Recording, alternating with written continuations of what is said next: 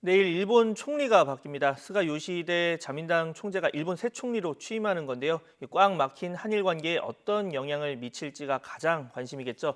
풀리기는 어려울 것이라는 관측이 아직 지배적인데 왜 그런지 또 우리 정부 대안은 있는지 취재 기자 연결해서 들어보겠습니다. 김도원 기자. 네, 외교부입니다. 네, 포스트 아베 시대를 앞두고 있는데 이 한일 관계에 대해서 낙관적인 전망만은 나오지 않고 있습니다. 어떤 이유입니까? 네, 여러 가지 이유가 있지만 우선 가장 큰 이유는 스가가 아베의 계승자를 자처하고 있다는 점입니다. 특히 외교에 대해서는 아베 총리에게서 많은 도움을 받겠다 이렇게 밝혔는데요. 직접 들어보시죠. 森元総理大臣からいろんな助言とかいただいて進めてきているということも事実でありますので 네, 스가는 위안부 문제나 징용 문제 등에 대해서 강경한 입장을 여러 차례 밝혀왔습니다. 관방장관으로서 정부 입장을 대변한 것이기는 합니다만 또 스가 본인도 이념적으로는 보수 쪽입니다. 또 모태기 외무상과 아소다로 재무상이 유임될 것이다 이런 보도가 나온 것을 봐도 정책 변화는 크지 않을 것으로 예상됩니다. 네, 스가가 큰 틀에서 아베의 계승자다 이렇게 말씀을 해주셨고, 자, 그동안도 그렇고 지금도 한일 관계 가장 큰 걸림돌 과거사 문제인데요. 여전히 평행선을 달리는 상황이죠. 그렇습니다. 최대 현안인 강제징용이나 위안부 문제에 대해서 우리는 배상을 받아야 한다. 일본은 이미 끝난 문제다라고 하는 근본적인 입장 차이가 있습니다.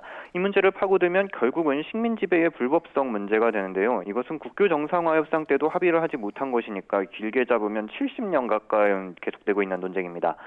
대법원 판결과 헌법재판소 결정 등에 따라서 우리 정부는 이 문제의 해결에 나서야 하는 상황입니다. 반면 일본은 그건 한국의 국내 사정이고 자신들은 조약이 우선이다 이런 입장인데요. 일본으로서는 해법도 어렵고 또 여론도 따르지 않는 역사 문제 해결에 적극적으로 나설 이유가 별로 없어 보입니다. 그래도 그동안 이 워낙 아베 총리가 한일 관계 관련해서는 이 강경 일변도여서 조금은 이 두 나라 관계가 나아지지 않을까 이런 의견도 있는데 어떻습니까? 예, 몇 가지 가능성을 찾아보자면요. 우선 스가 총재가 아베와 완전히 같을 수는 없습니다. 일단 보수 쪽이라고는 하지만 그래도 우익이 신념적으로 강하다기보다는 조금은 실용적인 면이 있다는 평가가 나오고 있습니다.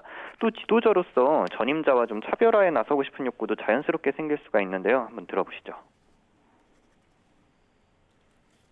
私は私なりの外交姿勢というのが私はあるというふうに思ってますので、そこは自分方の外交姿勢で貫いていきたい、このように思います。 네, 앞서 아베의 조언을 듣겠다고 했던 발언과는 좀 모순처럼 들리기도 하는데요. 외교 정책의 큰 틀은 유지하더라도 방식이나 아주 디테일은 달라질 수 있다는 뜻으로 풀이됩니다. 그러니까 대원칙은 유지되겠지만 디테일은 달라질 수 있다 말씀해 주셨고, 자, 그렇다면 그 디테일을 양국 관계 개선으로 이어가려면 우리 정부 어떤 전략이 필요할까요? 예, 지금으로서는 한일 양국 모두가 서로 상대방의 입장 변화, 양보를 기다리는 상황이라서 쉽지는 않습니다. 다만 이제 당면한 최대 현안인 징용 문제부터 실마리를 풀어보려는 노력을 할 수 있겠는데요. 일본은 일본 기업의 자산 매각과 현금화 조치가 실행이 되면 보복에 나서겠다고 공언을 한 상태입니다. 이에 대해서 여러 가지 타협을 할 수 있을 만한 방안이 거론이 되고 있는데요. 한 가지 예를 들어보자면은 배상금을 우리 정부에서 먼저 내고 그 다음에 일본 기업의 구상권을 행사하는 등의 완충지대를 만드는 방안이 거론이 됩니다. 이원덕 국민대 교수의 설명 들어보시겠습니다. 매각돼서 배상으로 지불되는 거에 대해서 일본이 극단적으로 반발하는 거 아니에요? 그거를 막을 수 있는 완충제를 설치하고 일단 우리가 대의 변제해 줄 수 있다 하고 그거에 대한 법적 권리를 일본 기업에게 청구해 놓으면은. 네, 마지막으로 이 스가 체제 아래에서 한일 관계 변곡점이 될 주요 시점들 한번 정리해 볼까요? 네, 우선은 연말에 우리나라 개최가 추진되는 한중일 정상회의가 관계 개선의 계기로 꼽힙니다.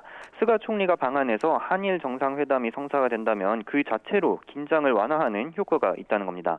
다만 일본 쪽에서는 징용 문제가 해결되지 않는다면 방한할 필요가 없다 이런 강경한 목소리도 나오고 있습니다. 또 올해 안에 미국에서 열릴 예정이고 또 우리나라가 초청된 G7 정상회의도 한일 정상이 만나는 계기가 될 수가 있습니다. 하지만 이 두 회의는 모두 코로나19라는 변수가 있고요. 그리고 또 한미 외교차관 회담에서도 의제로 거론이 됐습니다만 미국이 한일 관계 개선을 강하게 원하고 있습니다. 이 때문에 미국의 영향으로 양국이 타협에 나서는 모습도 그려볼 수 있습니다. 앞서도 말씀드렸지만 일본 기업 자산의 현금화 조치는 관계 악화 계기로 예상이 됩니다. 현금화 조치에도 여러 단계가 있기 때문에 일본도 그때의 정치적 상황에 맞춰서 대응 수위를 정할 것으로 보입니다. 지금까지 외교부에서 YTN 김도원입니다.